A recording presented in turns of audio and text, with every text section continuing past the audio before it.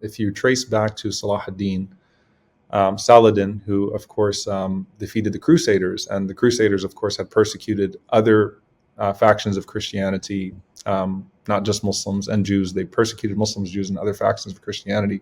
When Saladin retakes Jerusalem, he upholds the sanctity of all Christian sites. He returns all Christian sites to the Christian holy figures, and whatever that means in the denominations that existed at the time, but make sure that the Church of Nativity, the Holy Sepulchre, are in good hands.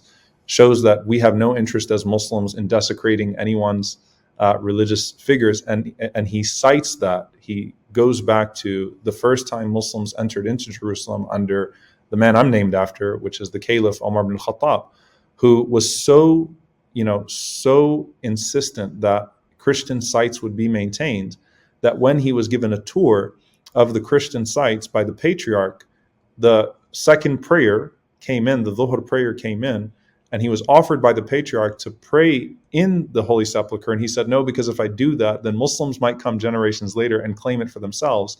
So I'm going to walk out and I'm going to go pray outside.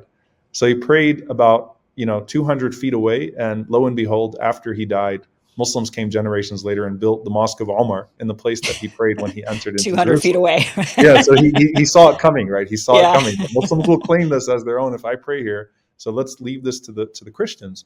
And I think that story of a Muslim Palestinian family that holds the keys to the Holy Sepulchre, you're talking about for 1,000 years. Do you know how hard it is for a tradition like that to last for 1,000 years without incident? What does that tell you about the way that the people of that land have been able to dwell with one another in peace for generation after generation after generation after generation?